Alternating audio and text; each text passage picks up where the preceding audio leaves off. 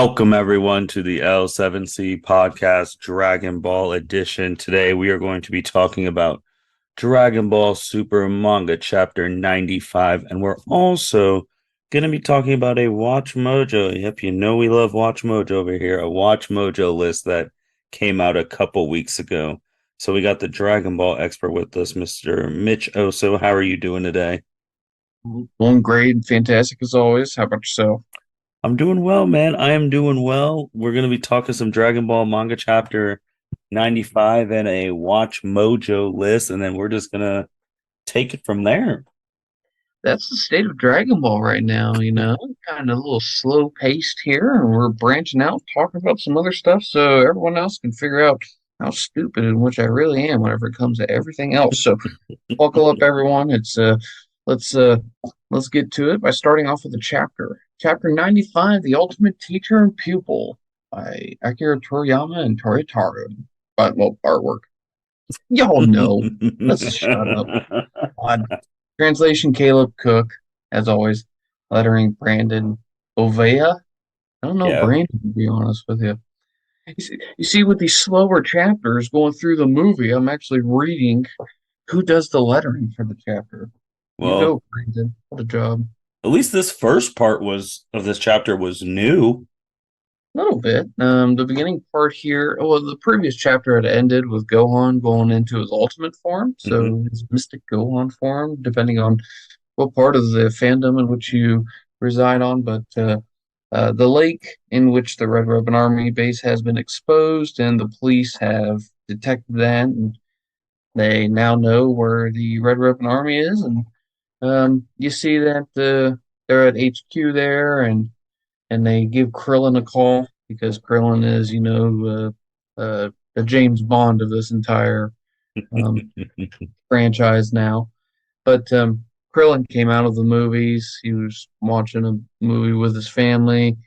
Little chit chat about it. His Marin thinks it's great. 18 thinks it's stupid, and they only get worse. And Krillin gets the call, and he's going to go investigate. And 18 says that she's going to join along, and the chapter goes then right over to the fighting, and we see Gohan going up against Gamma 1, and he's pushing, Gamma to his limit, beating the hell out of him, kicking him down, and I will say real quick, Mitch, because I guess this is different from the movie because the movie it made it seem like Bulma went and got everybody.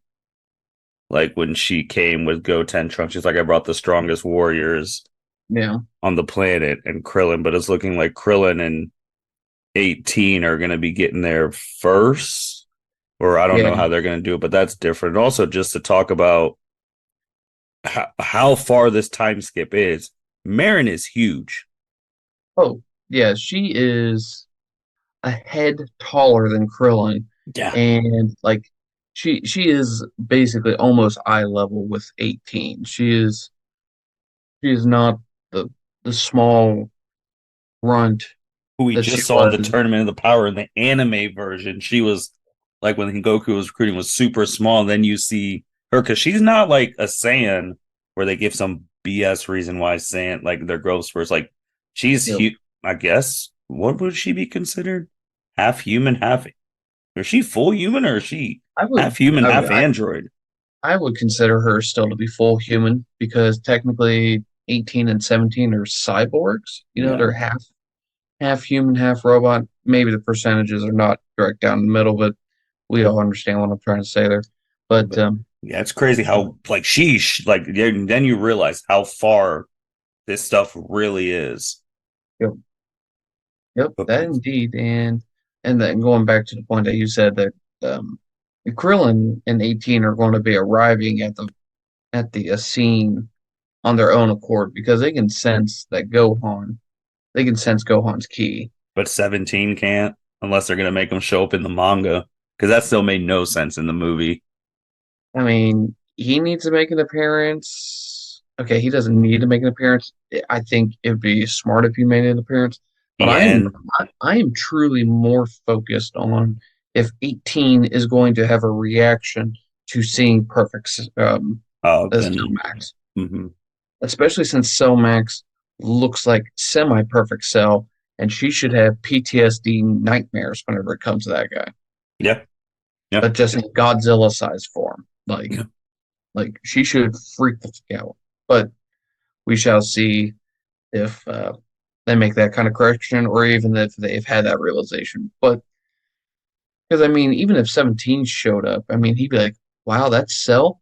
I'm gonna beat his ass and try to get revenge." But like, he went from like his insect, you know, like Hmm. insectoid, form, whatever you want to call it, his imperfect form, to his more humanoid form that he never saw. So it's like that's what I'm looking at. So, but going back to that point, yeah, Krillin and them are going to arrive on their own accord.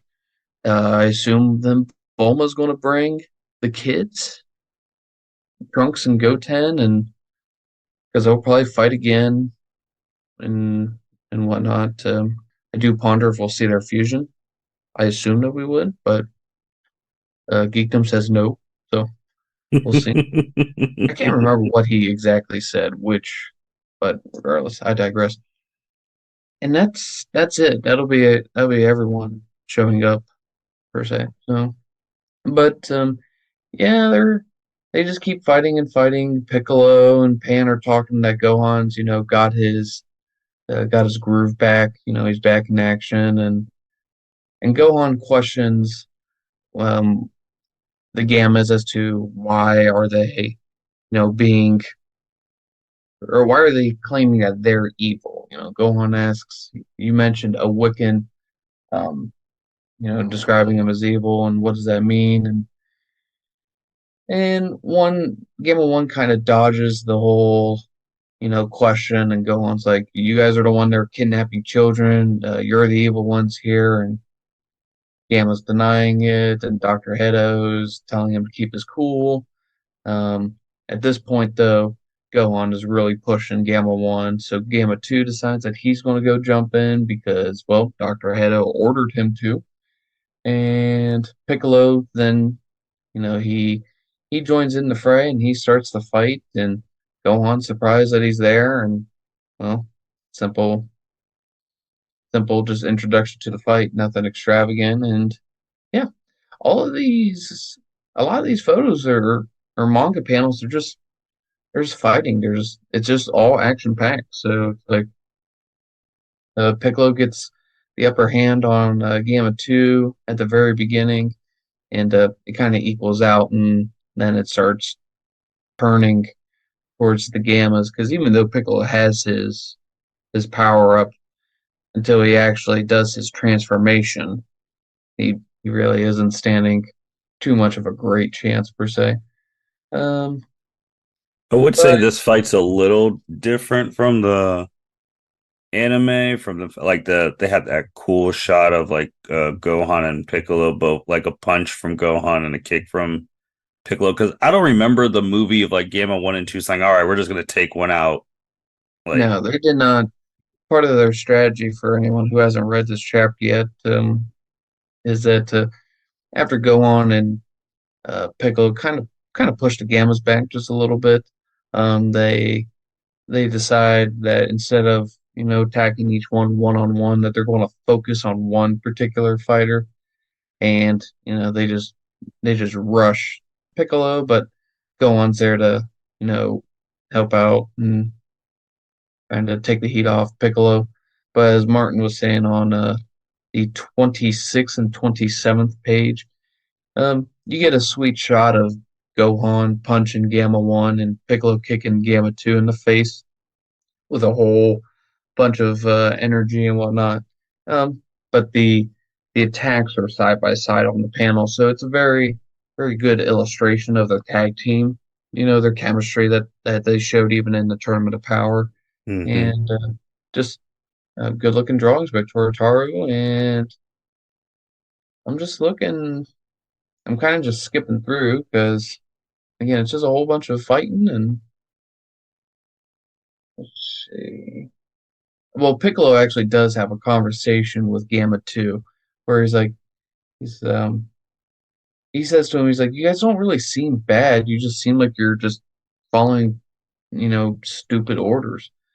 And he fires a special beam cannon after he said that to Gamma 2, and Gamma 2 just steals Android 17's, his little shield attack or shield defense, that green shield that he has. I don't know what Hmm. color this one is until the color copies come, but same thing. And Gamma 2's perfectly fine. And he makes a remark. He's like, I'm just following Dr. Edo's orders, and those can never be wrong. And Piccolo's like, uh, yeah, those orders come from him, but Magenta's the one that's, giving him all the bad intel. You ever consider that? And, you know, uh, Gamma 2, he's kind of shocked at that kind of, I don't want to say realization, but it's starting to click in his brain that maybe, maybe they're being manipulated per se. And, uh, Magenta, he's just like, all right, let's get this over with. I didn't pay for you guys to not be winning, essentially. I paraphrase that. So yep, they're fighting, and Piccolo gets smacked real hard by Gamma 2, and he he thinks of what Shenron said, that of Shenron's quote. He's like, I threw in an extra bit, and then that was whenever Piccolo actually does his transformation into Orange Piccolo. Really wish that wasn't his name, but oh well. And but yeah, Piccolo transforms and shows his transformation as he comes out of the hole that he was beat down into, and that's where the chapter ended. So Yeah, so with Orange Piccolo, yep, you're right. With the chapter ending, it looks you can see the differential, even though the manga's in black, black and white. yeah, And so then we'll get 96. So, Mitch, I did do some counting because I've been thinking about this since the last one we did. Dragon Ball Super's 100th chapter will be literally December. Do you think they're going to try and drag this to December so they do on the 100th episode? Here's the new stuff. So because we talked about a little bit, like a little stale, so that you get people really amped up for the new year, like the 100th chapter, whole bunch of new stuff. Now you know what we're going into in 2024.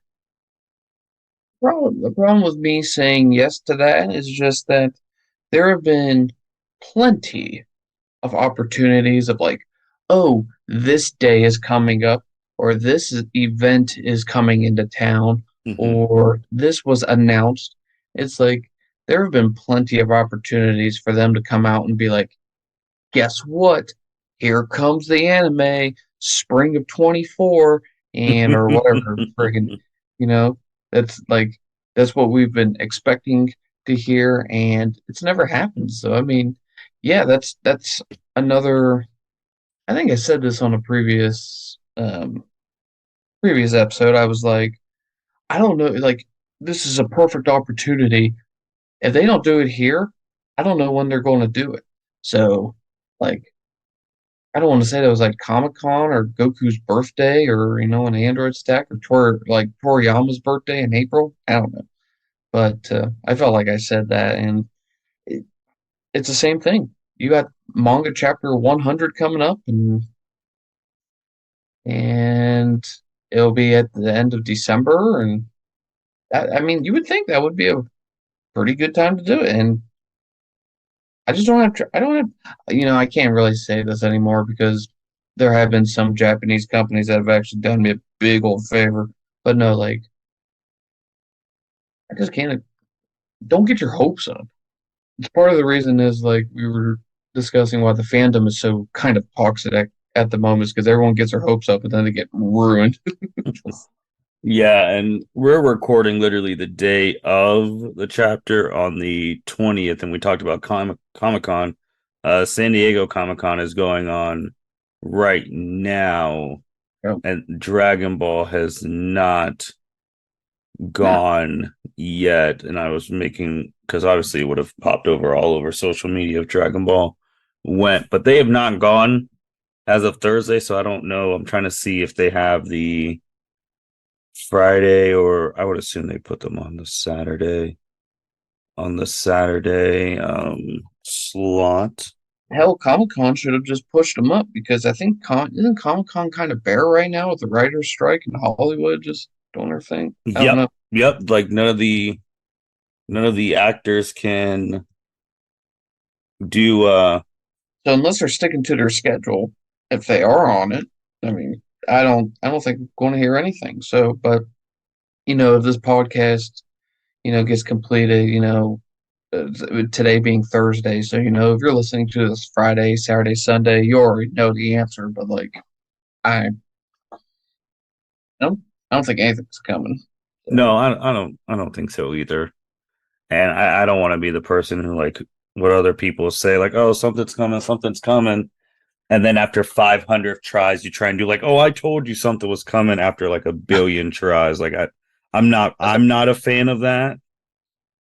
that's like a So person that goes gambling. They spend $100 and they lose a lot, and and then at the end of the game there they won $80, so they leave with 80, but they're in a happy mood. It's like, no, you still lost. You still lost $20 or whatever math you want to take there. You can't just be taking claims that, oh, it's coming.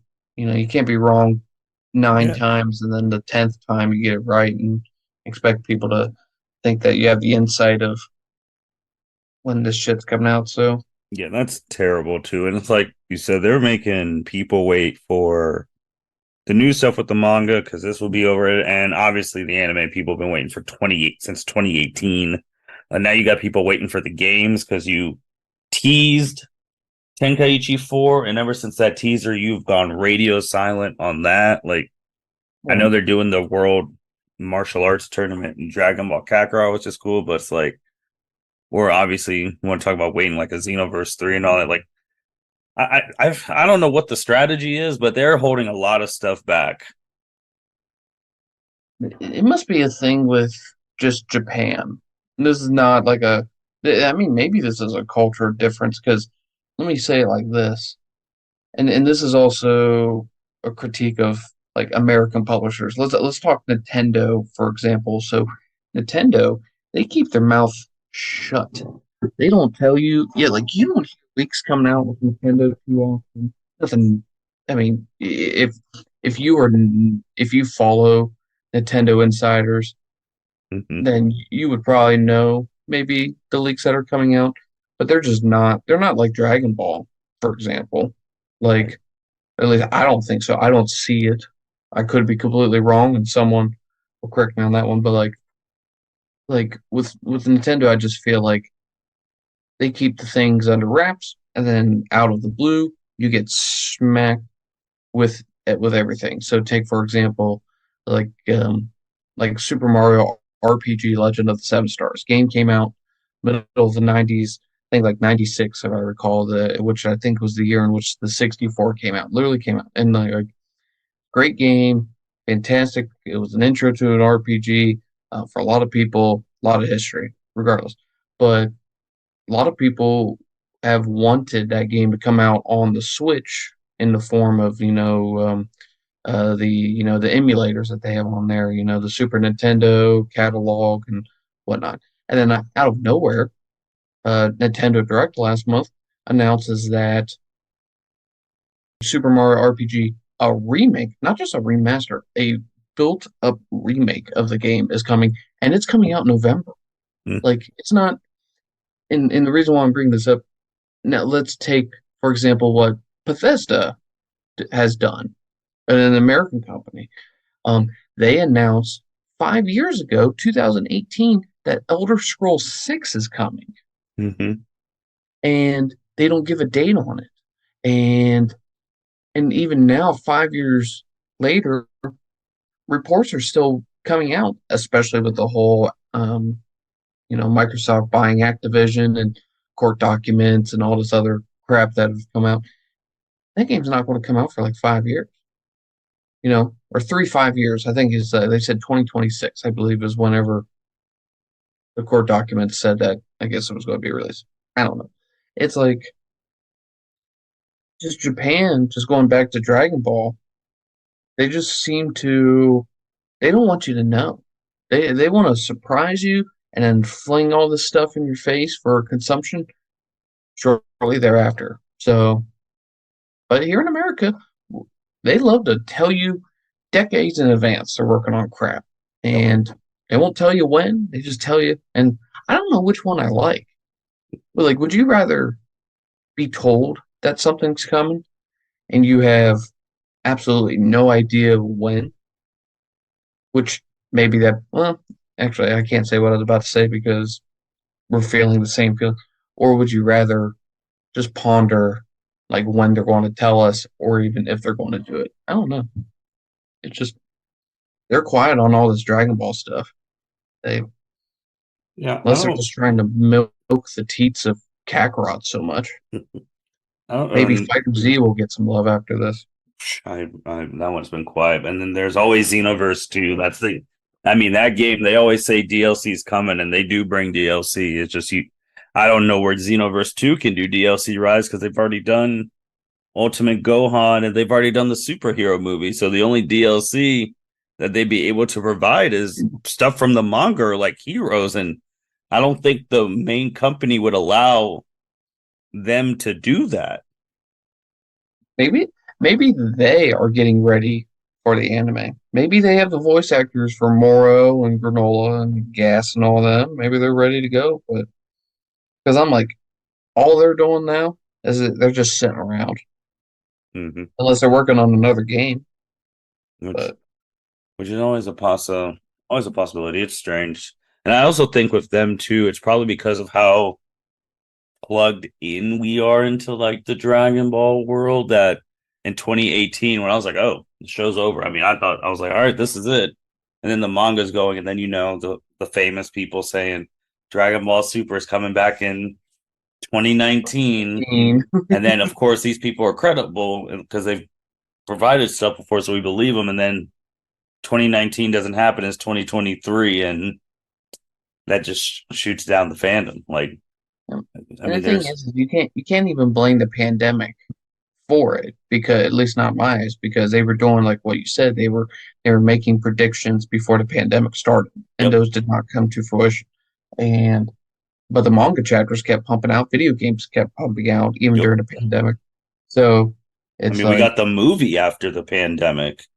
yep you did there's plenty of hands to work on this franchise and they're just not working for whatever reason but yep but then that goes then I'll lead that then into you got to be careful when you predict this kind of stuff because Yes. when if someone made a prediction of when the anime would come out and they were wrong the first time but then it was surely announced afterwards like sometime later like if someone was like December anime's coming out December doesn't come everyone but then they announce okay June of next year anime's coming out even though that individual got it wrong, people don't linger on it because, to be honest with you, that's old news. No one wants it. Everyone wants to talk about the newest thing, right? So that person, maybe people will remember it, but people will not linger on it and they'll move on because shit, everyone is ready for the anime. But Oh, when you, remember, it was supposed to be an anime and a web series. There's yep, supposed to be two things.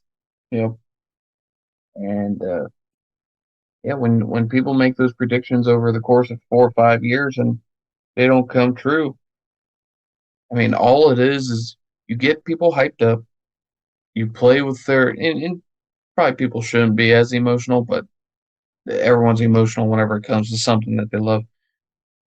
You toy with their emotions, and then whenever it doesn't come around, people get pissed, and they will hold you accountable.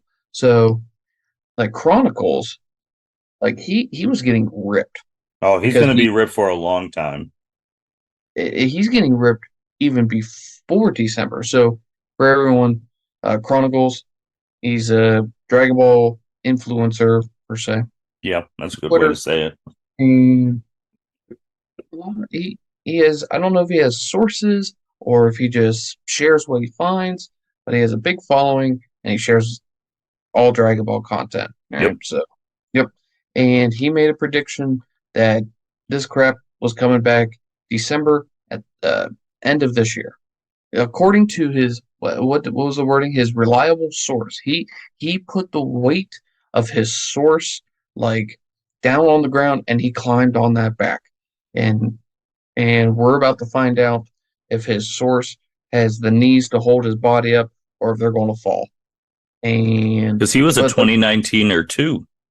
yeah, he was him and Geekdom, Mm-hmm. and I don't remember if Unrelenting No, did. he stays away. Like he hasn't Yeah, really yeah, he dives more into like the obviously like when stuff comes out in his fan mangas that he does, yeah. which Well, that's the thing too is that he doesn't need to when that shit will come out because he has so many like fan mangas that he can cover mhm. that like that takes up his time. Yep. Like he can keep you clicked in and reviewing all of his content, clicking like and subscribing on his channel and engaging, and he can go about his day. He can do that, and he can wrestle like what he does or did, or I don't know what he Hmm. does nowadays. But like Geekdom doesn't create his own like fan manga chapters. He is like basically solely dependent on like the manga and the anime coming out. Now he probably does some other stuff because I've seen him Oh yeah, discuss WWE. he's But doing full stuff now, man. Like he just posted a spoiler free review of Oppenheimer. Like he's just doing all the media's all the pop culture stuff. He's branched. He has his like oh, he geekdom has to. pop. Yeah, I mean he has his own stuff. I mean obviously Dragon Ball's the reason he has everything he has, but But hey, it's the cow that's not producing milk. You mean you gotta move on. You gotta get a new one. But yeah, but these guys are ripping each other. Oh, you said this, you said that, and mm-hmm. everyone's just getting pissed. It's just funny. But It's crazy, man. It's crazy. But I mean, when it happens, I mean, we'll be ready. I mean, yep, I'm more of a if it happens because 2018 to 2024 because this that's not going to happen in 2023. Like we're already halfway through the year, so it's just crazy. yeah, it's I am still on the when like that it this will happen someday. Like we will get an anime back. It's just I don't know. I don't know. Like I saw a meme.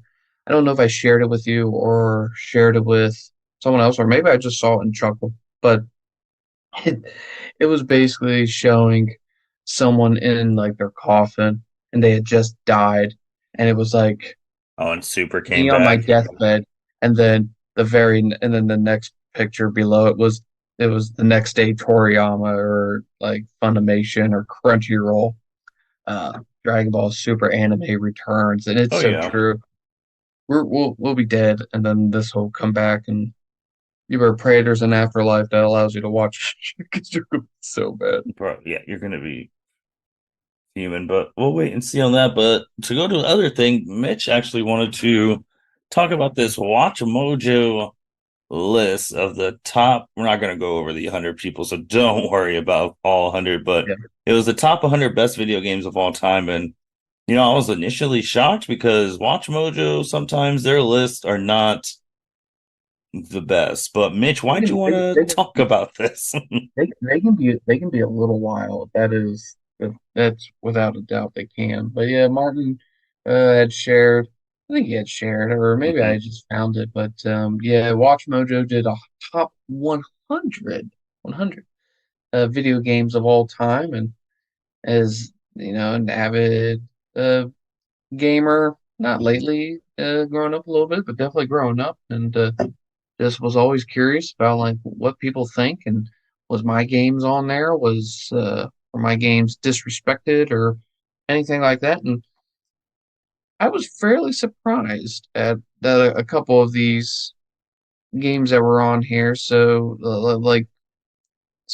let's see Were you here. surprised about the games that you played that were on there, or like games that you're like, oh, I can't believe I didn't have There, fun playing it, and so like there were a lot of like indie games that were on there, and I was just like, I've never heard of this shit at all. I'm like, who in the world played that? Then there were some games and that that I always wanted to play, but just there's lot of shit to play on there. But then there was just other games I was just surprised that they were on there, not because I didn't think that they didn't deserve it, but I was like, I guess I didn't know that people liked them as much as me. Um, but then some games that I thought, so take for example, number 78, Conker's Bad Fur Day was mhm. a video game on the 64 made by Rare, same creators as Donkey Kong and whatnot. It looks like a Banjo-Kazooie kind of game. Conquers a red squirrel, but the game is it's very adult oriented, like really crude humor, freaking hilarious. But I mean, I remember playing it definitely under the age of 17 and just being mind blown at like what I was experiencing. But yeah, it was at 78. Now the RPG that I was talking about, Super Mario RPG, Legend of Seven Stars, it was 74.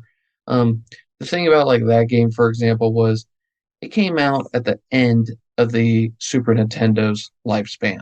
It came out 3 or 4 months before the 64 came out, and Super Mario 64 came out with it. So it's good to see um, certain games that I played on there. But like looking at this list, some of these things I would have thought would have been higher compared to other games. So like 49, for example, like everybody talks about GoldenEye 007. Mhm. I I played it, I enjoyed it, but like I'm not as obsessed as what a lot of people were. Sitting there at 49, I would have thought that people would put like of the most famous video games of all time, they would put GoldenEye 007 over Gears of War 2, Mhm. um, and Well, you whatnot. want to But stay in the 40s. I mean, just a couple. I thought Tony Hawk Pro Skater 2 would be a lot higher because I think that's the highest rated sports game.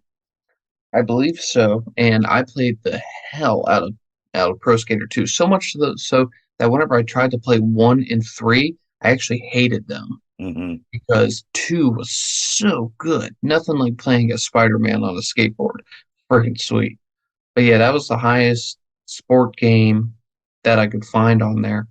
Um, but I was real surprised to see Sonic the Hedgehog 2 up there. I Hmm. played Sonic 1. I didn't play as much as 2, so probably a big old jump in game fun per se. Now, I got a couple here. What was your favorite game on the list? My favorite Or- game of all time was on the list coming in at 90, Kingdom Hearts 2. So it was on the list. Obviously, I don't want to Let say me ask you this. Give me your give me your five without looking at the list. What would you consider your five favorite games? And not in any order, not in terms of one, but like if you had to say five games. Kingdom Hearts 2, Budokai Tenkaichi 3, Budokai 3. Um, Batman. Batman, yeah, it'd probably be fifth. I'm trying to decide what my fourth one because I'm probably gonna surprise because I'm actually surprised this game wasn't on the list because I mean if people listen, huge RPG person. I love all the Final Fantasy stuff, but they're right out there. But and then the Star Wars the Star Wars Battlefront 2 or 3 was one of my favorite games ever. But four, man, Simpsons Road Rage, man. Yeah, Simpsons Road Rage. Um, Very surprising that that was not on there. Um, Like I had to double check. I F3 the page and I was typing in Simpsons. I was like, oh, it's really not on here. so here's the thing with that is that like in terms of the people who played Simpsons, like Road Rage was awesome. I played the fuck out of Road Rage on the PS2. Hell, I Yep. even I still have that one. I even bought it on the GameCube too, just so I could play it somewhere. Hmm. I have two copies of the game. It's great. But the other one is Simpsons Hit and Run. Yes, yes, that one. That those were great. Now I never played Hit and Run, but you watch it. It's a Grand Theft Auto of Simpsons. Yep, Yeah, it's yep. pretty sweet. But neither of those two were on. Completely surprised that there wasn't at least one of those on there. I don't think so. All right. So what were your five games again? I said Kingdom Hearts Kingdom 2. I Hearts. said yeah, Kingdom Hearts 2, Budokai Tenkaichi 3, Budokai 3, and then the Sims, and then the Batman Arkham City. So the Arkham series. So Yeah, Kingdom Hearts 2 and Arkham were the only out of there my was an Ar- favorite. there was an Arkham game on here, wasn't there? Yep, Arkham City, number 31 actually. So it's pretty high up. Yep, 31. That was the game of the year of 2011. I mean, Yeah. I was like, all right, well, it's probably the highest game that me personally, but then I was like the Final Fantasy that was on there, I was like, really, that was all right. I didn't really like it like that. And then like Gold and Silver, Pokemon, I'd be like Fire Red and Leaf Green more. So it was like, okay. Because I was Was trying to there? look at the games like I've actually completed, like not just played, like completed. Yeah. Was there a game on there that you thought was that you loved, liked, whatever, and it was higher than what you thought it would be? Let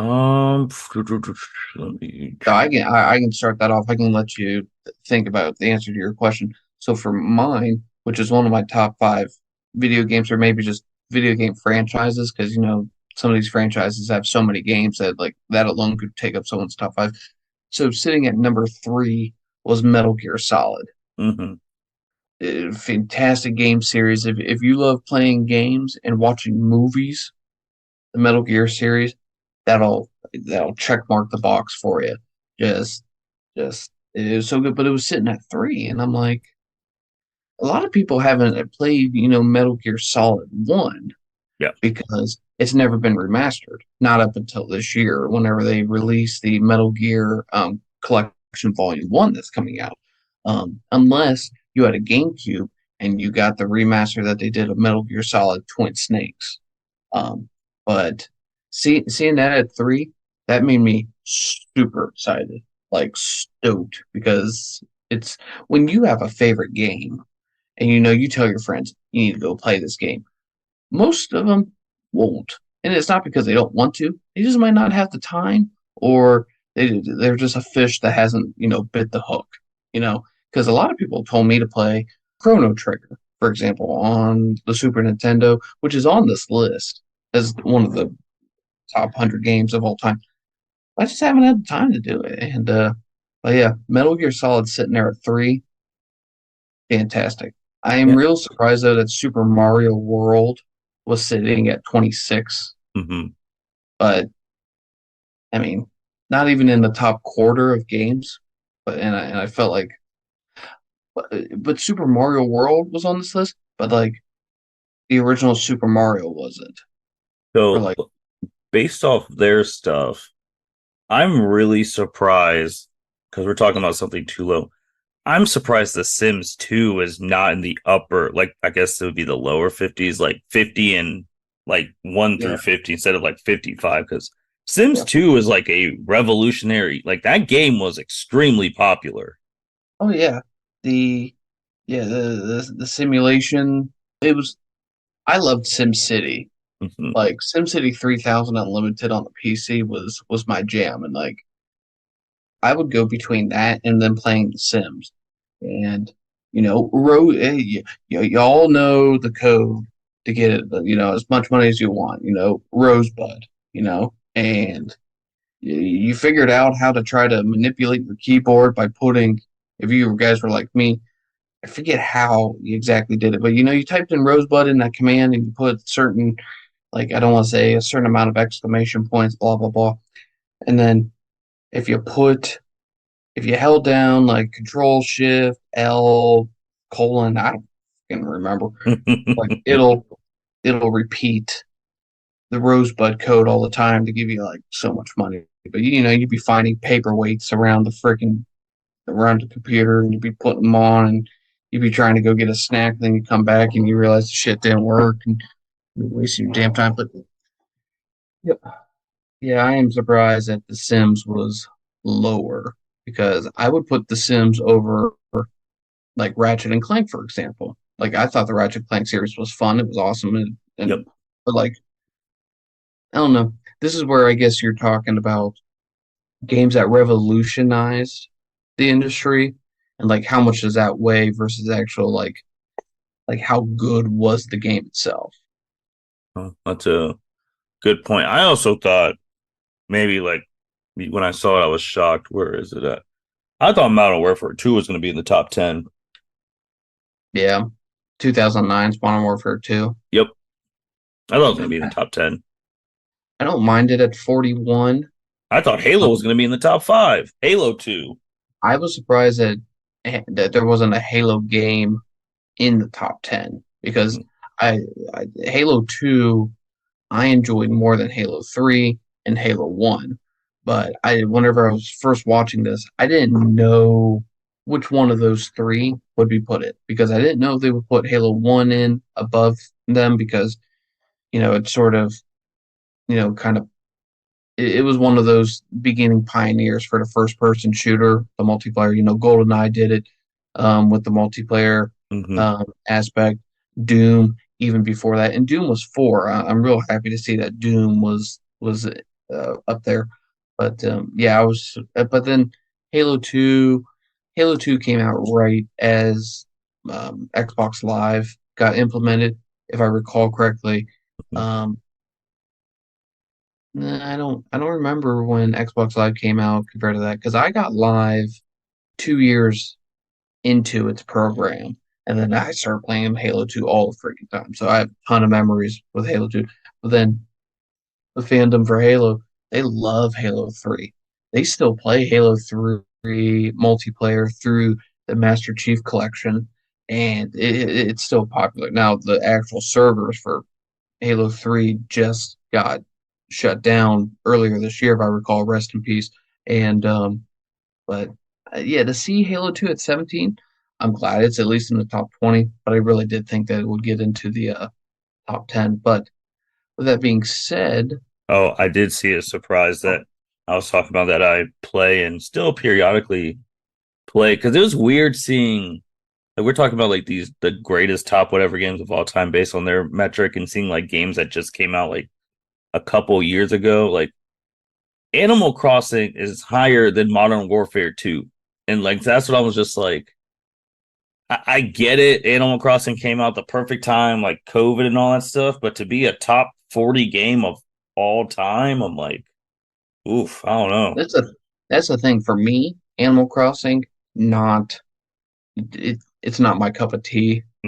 But like, take for example, like Kayla, like my wife, she played the hell out of that, and she's not a video gamer. Came out Well, at the right time. Like, it was perfect it did. timing. Yep. And it's funny, a little sidestep here. Animal Crossing came out the same day as when Doom came out, Doom Mm-hmm. Eternal. So perfect timing for that. Kind of resembles, Oppenheimer coming out along with Barbie in the theaters. So yeah, we have seen that. But anyways, yeah, Animal Crossing. But I mean, it. I think if I remember right, it was like one of the I don't want to. No, not the Nintendo Switch's best-selling game because that belongs to Mario Kart, I believe. So to see Mario Kart up there at 18, I Mm-hmm. get it, but I'll tell you this.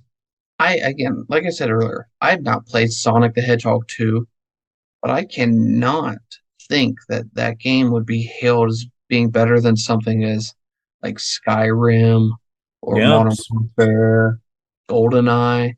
So I gotta disagree with that a little bit, but I mean, speaking of that too, I've never played Bloodborne. I just know the movie that Vin Diesel was in. I was like, man, Bloodborne's number 13th of all time. I was like, that is wow. you know. And I'll tell you what surprised me. it's almost, for me personally, it's the biggest disagreement that I have with this list, and that is not that there is a Grand Theft Auto on this list, because a Grand Theft Auto game should be on this list, and it's not even that there is a Grand Theft Auto game sitting at position 5, but it's the game that they chose. Okay. Like, they put Grand Theft Auto 4 Mm-hmm. in that spot. For me personally, I enjoyed. I played them all. I played one. I played two. I played the little extension game that they had back then. Whenever you got to do Grand Theft Auto London, I've done top-down games. I played three. I played Vice City, San Andreas 4, Grand Theft Auto 5, and 4.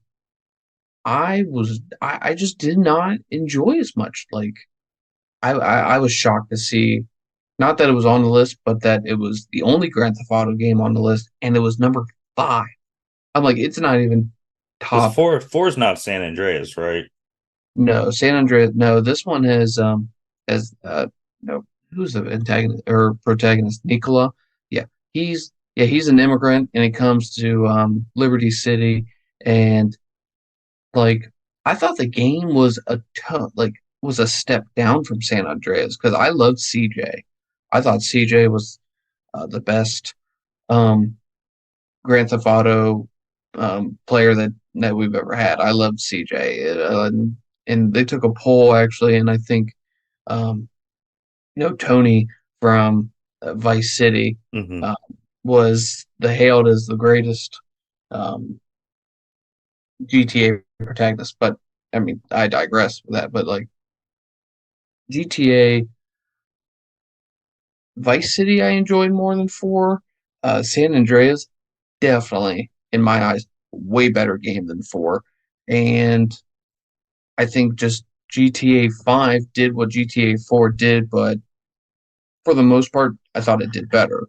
Now, if you're one of those people that nitpick each part, definitely GTA 4 in terms of like vehicle interactions with the environment works better. Hell, if you take a helicopter over GTA 4's harbor, the water actually like reacts appropriately, whereas with GTA 5, it's not as the same. But yeah, seeing 4, it's really the only thing that I like. I almost wanted to post something in comment section, be like, "That's asinine," but And then Minecraft, it's in the top 10. I had no issue with that, but just to double check, was there no Spiral game? Spyro, the little purple dragon, was he not in yes, the top one?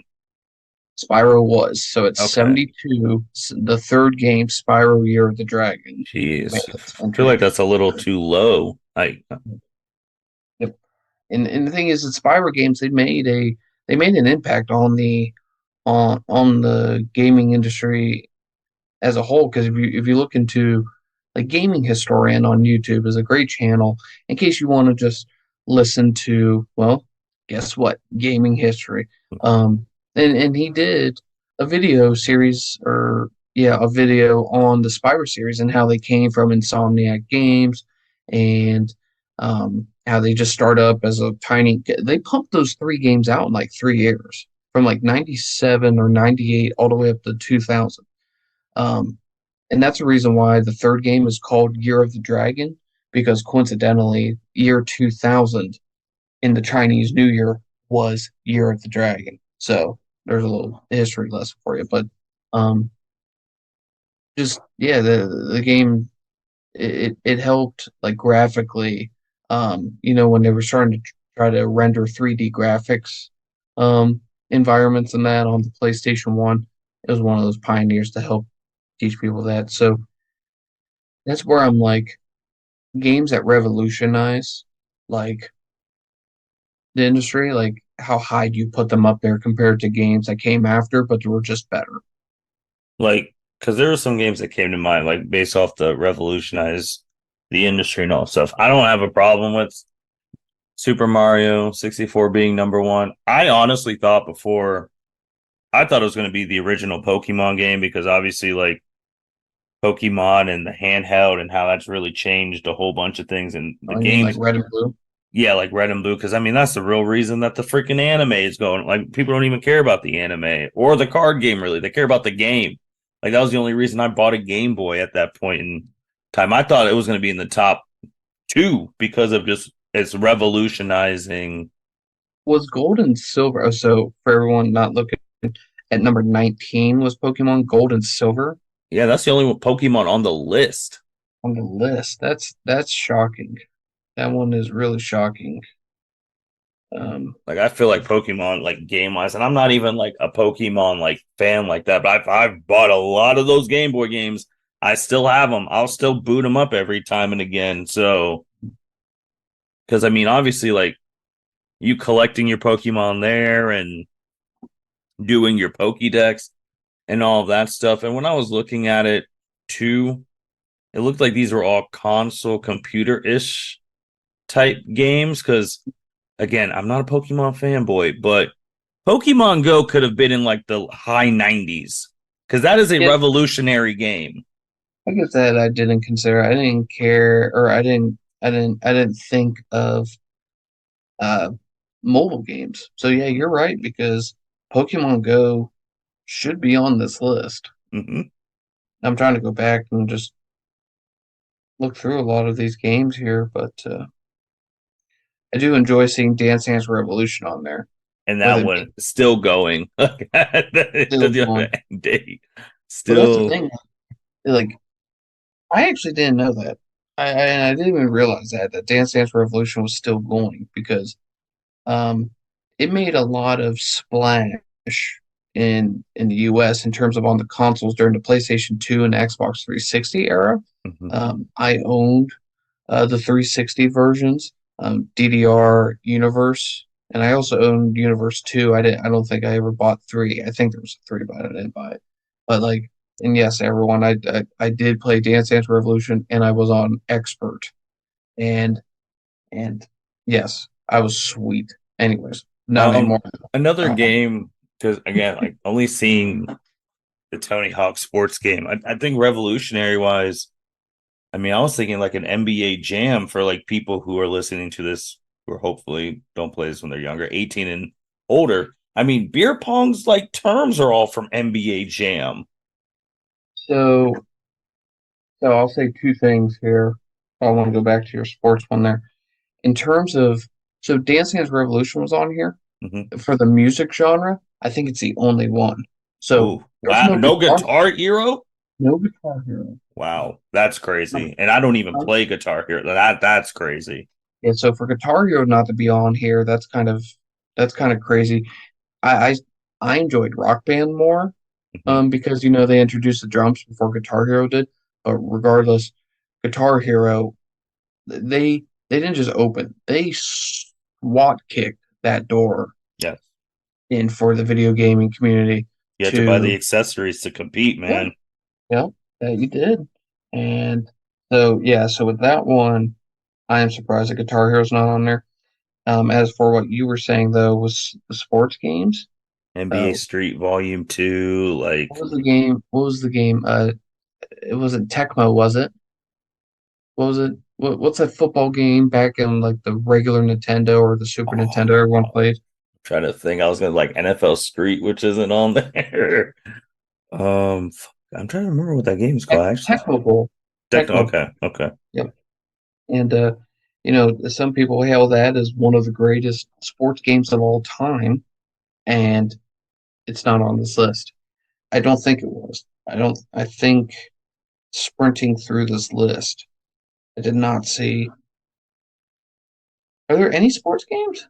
Besides Tony Hawk, Yeah, yeah, since we discussed that, but like no, there's no other. There's no like NBA Jam, like I said, or like I don't care. I mean, whatever. NBA Street, NFL And Street. yeah, like a Madden or not one. And I'm like, that's what interests me because of like when you say impact, no disrespect to a lot of these games, but especially like Madden now or NBA 2K, like there's still millions of people who buy these games on launch day.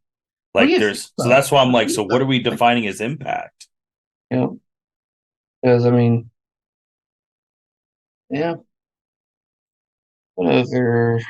I think I don't think there's any other sports games I think of. Shit, I even thought about Wii Sports. Like, Oh, well, Wii Sports is on there. oh, is it? Is it really? It is smack dab at 50. Yep, 2000. Yep, right in the middle. Yep, you're right. Yep. So, but Wii Sports, that makes sense that it's on this list and that I like where it's at there. But given that, I think it was the Wii's highest selling game of all time. It was the If I'm main reason I think people bought the Wii. Yeah, it was.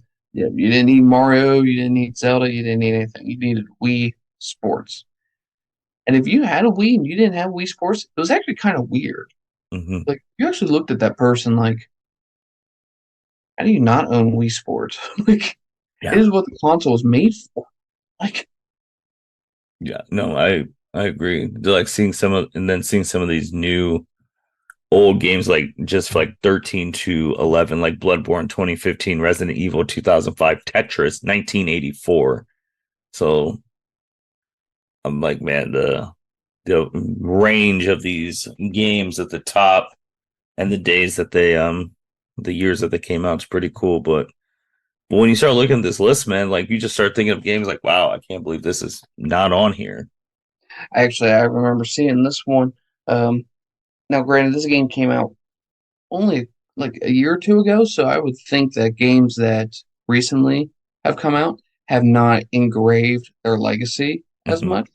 But some people they were mentioning, and I never played it. I haven't played it. Elden Ring is not on this list. Oh, I mean, that's true. It's not, but It won Game of the Year, hmm. and it's nowhere on here. But there's games as late as there's 2019, 2019, 2020 Animal Crossing. Because there are games that have God of War 2018. Like there are games that have just came out that are on here. So maybe, like you said, maybe they'll give it a couple years, and then when they Yeah. do this list 5 years from now, Last of Us 20, like The Witcher 3 came out 2015's in the top 10. Yeah. Yeah, but I mean, That's 5 years from now it'll be on here. yeah, I believe so. Yeah, well, I'm trying to think. It is funny seeing some of these names of these games, and I'm like, I've never, Yep. never heard of that game. So I'll take forward like game number 47, and someone's going to hear me say this, and their jaw's going to drop, and they're going to call me a dipshit, and what, go for it. But number 47, near a uh, automata, near automata Let's came see, out in 2017. 47. I'm like, I have no idea what that is. What in the world? No, Um, no. Funny.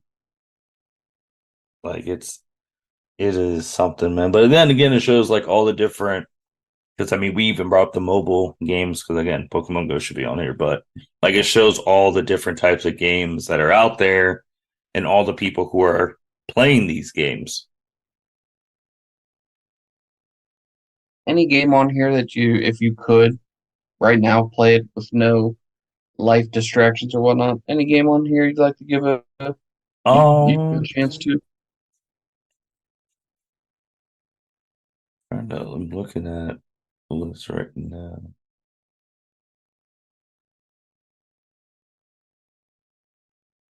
If you say Tetris, I'd hang up. No, no. I guess maybe because I skipped the hype for this, and I knew people who took the day off for the game. Number 22, Red Dead Redemption 2. I Yeah. mean, I skipped the hype on that, but I knew some people who took off work where I Hmm. worked for it, and like I mean, I've watched some stuff. I'm like, oh, this is dope. It just wasn't for me, Yeah. which is Yeah. also and also a thing too, because like a lot of these games, depending on how old you are, I think you have a more like affinity. Like if you remember the grind of like playing with a memory card and getting like the cheat code disc or getting the cheat code packet, like that's prime gaming right there. Yeah. we didn't have YouTube to just look up, oh, I can't get past this place. Let me just go on YouTube and watch someone do that. I mean, that's what people do now, man. Yep. There is no grind anymore. Oh But no. uh, No, no. no, if I now I'm trying to break this mold, but to answer the question for myself, the game in which I wish, and this is kind of just in general though, and that is I wish I have been able to play the Zelda games. I have Mm, not I have not played a single Zelda game my entire life. All of those games have eluded me for whether maybe my parents didn't. I mean, I felt like I had all the Mario games, so yeah. like I was very involved with Mario and Donkey Kong, but like maybe my parents didn't see any interest in them, and then therefore I never had an interest in them. And as I grew up, maybe I didn't have enough money, maybe I bought it, whatever. But like I have bought on the Switch. I bought Breath of the Wild and the new one, um, whatever it's called, something of the Kingdom. That goes to show you how ignorant I am. I can't even remember the title of the freaking game I bought. But I've seen that these games are like the Zelda games are always up there in terms of like greatest Nintendo games of all time. Like as a Mario fan, I'm like, how can that be? How can that be so good? But like, you kind of get over your own stupidity sometimes and just realize that the world is a lot larger than what your eyes allow it to see. So like, seeing here at number two is Ocarina of Time from the 64. If you have a Switch and you have the Nintendo Switch plan that allows you to play 64 games, that game's on there. That's a free game for you. Well, not free, but you get what I'm saying. Um, those are the games that I think I'd like to give a try to. There's plenty more on here, but And this list is going to change every year. That's the thing. It's going to change every year. yep, just games just constantly coming and going. And I'm just trying to think one last time here if there's anything on here or anything not on here. Um, nah, there's no. So like we play Yu-Gi-Oh for example. I don't remember a Yu-Gi-Oh game that was as revolutionary that would push No, in no. that. I think in 5 years though, I think Master Duel will be on there because like official simulator. Yeah, I could see Master Duel be like at the tail end. Oh yeah. Um, but would I put Master Duel? So at here's the thing. Number 100 is Pong. Like like the reason why it's on here is is because how it revolutionized and put video games in your house. Like and it's a very easy game to learn, very easy game to play. It even says in the description that they can teach AI to play it, and whatever you can play yourself. I cannot imagine Pong being taken off this list for Master Duel. Side note, I did because it made me think I had to double check. I think Pac-Man. I'm surprised Pac-Man wasn't higher up. Oh yeah, because they had Miss Pac-Man on there. Yeah, Hmm. yep. But But it's uh, gonna happen, man. There's gonna be games getting made forever, and things are gonna get kicked off. yeah, that just that's just how it is, and it's a good problem to have. If you think about it at its root, if your favorite game gets kicked off a list, that means that an just as amazing game got put on. Yep. Yep. So might hurt your pride a little bit, but like what I said, you gotta kind of open up your gaze a little bit and enjoy these games for all they are because you could be bored and not play any video games. I'll tell you this too. I don't understand how people don't play video games like at all. Like like before video games were in your house, I don't know how people got through their day. Like people in Hmm. the 50s and 60s, like yeah, they went out, they hung out with friends, and which I feel like you can still do that too, but you're not hanging out with your friends all the time. People are busy. They got their lives, and it's just how it is. Maybe they don't want to hang out with you one day, you know. Mhm. So what the hell are you doing? Like, what are you doing at home? You watching television? Okay, what's the difference playing a game? Like, there's nothing on TV anymore. Well, there is, but I'm just being ignorant whenever I say that. But like, It's crazy too because you're saying maybe all that people stuff, should which own phone. I agree. Another phone game, revolutionary because college, Temple Run. Yeah, I can see Temple where Run, okay, Words with Friends. I mean, those games were very popular. I would put Temple Run as an honorable mention. I don't think I would put Words with Friends, but what you mentioning Pokemon Go, that that's about as you want an honorable mention. Do you remember Snake? Yeah, yeah. Snake. Good old, or the first ever time I ever played Bejeweled was on a freaking Motorola flip phone. Freaking wild, man. But But um, anything else, Mitch?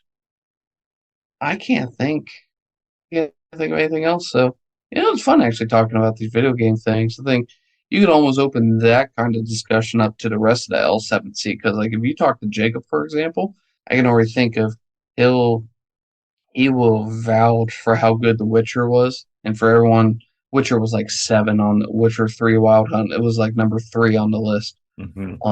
He would preach about Red Dead Redemption 2, and even though him and I played a lot of games at the time, and he would put Halo on there, he's played a plethora of different genre of games than what I have played, so his insight would be good. And just like what like you did, you played Final Fantasy. I never played them, but I recommend for you though to play the Super Mario RPG remake whenever it comes out in November, Hmm. considering Square made you could honestly, if you've ever seen the history of it, Final Fantasy, Square was struggling to get into the American market, even though they made the first like six Final Fantasy games over in Japan or whatever it was. And then they did a collaboration with Nintendo for Super Mario RPG. Once Hmm. that game got over here and it became popular, it put Square's name more into the minds of American children. And then when Final Fantasy came over on the PlayStation, then it just worked itself out. So with you liking that, you should give that one a try. That's a game I'd recommend for you because you'll see similarities to it. It's just a Mario game. So Well, with that being said, thank you everyone for listening to the L7C podcast. Make sure you like, rate, comment, subscribe wherever you listen to your podcast. I do have a message from all of the other people on the L7C. Mitch, they have been wondering where you've been during the draft stuff. I'll either doing master's course stuff or just not at home at the time. So just yeah, that's the thing. I started my master's program and just trying to get that education so I can make more money. So, but nah, that's about it. I do need to hop on there. I don't think I would have too many interactions like I would in fantasy football, but you never know. Never know. I actually thought you were going to say the rest of the L7C is wondering where I am in the listener count this year. Oh, So, I mean, they were all. I mean, I'm gonna be honest. The last pod at the end, all of them, everyone was on talking shit because JJ, he was like, he got a whiteboard. He's like, that's why Mitch is losing to Jacob. He's missed these two episodes. He would have caught up by now. And I was just like, oh man. worthless, worthless. Gosh damn. I got a whiteboard here, but I'm using it for the masters. I gotta apparently erase all these equations I got on it and just keep my tally on JJ. So, I'm just saying. I mean, right now you're what down. I mean, will be very interesting at the end of the year because you were. It's very close. It's very close. That's the thing. um, this Dragon Ball sucks right now, man. Like, it's hardcore. So, Well, you just need one big piece of news to just change everything. oh yeah, if Chronicles can be right, I mean, we'll all benefit. It's like It's like who was it in WWE who said that they loved it when Austin always had the belt? What the hell? It was people from DX like X-Pac, Road Dogg. You know, just when the person, yeah, that's how I feel. They're just Austin's not the champ right now, so just it's a little struggle around here with Yeah, no Dragon Ball content. So yeah, because they were like, man, these are two podcasts in a row. These are giving Mitch layups to catch Jacob. Jacob only does wrestling. At least you've been able to hop on, like you can do some other anime stuff, and I mean, you can hop on some of the football stuff. well, last year, I opened my mouth with football things and realized I was an idiot, but Well, I mean, you can still get some cheap listens, though. I mean, that is you true. don't want to come to December, end of December, and we're like, all right, before we do everyone else, let's just get this out of the way. Mitchell versus Jacob. Let's see how it ended. So, I'll tell you that my master's is in data analytics, and I'll tell you when this program is done in 2 years and I know what I'm doing, you bet your ass, you bet your ass that I'm going to figure out how to do fantasy football insights for the L7C, and we are going to get fucking nerdy. And Justin is going to be on there, and he is going to be like, Mitch, this is fantasy football. This is not real life. Like you cannot care about this person because they are not going to play. And it's going well, to be great. yeah, it is an interesting time for people L7C wise because we're gonna have a lot of don't know how much this will be translated to podcast stuff or YouTube. A lot. I mean, you got SummerSlam coming up, so we have our Pick'em belt in a couple weeks. And after SummerSlam, we have our Duel Day, like literally the weekend after. And then after Duel Day, we're going to be 3 weeks away from our fantasy football draft. And then college football starts. There's a lot of fun stuff coming down the pipelines from us. Nope. Oh, it's exciting time.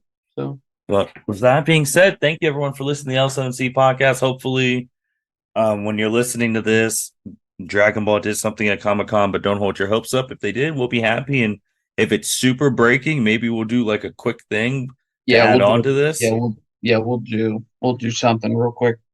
Yep. But with that being said, L7C podcast signing out.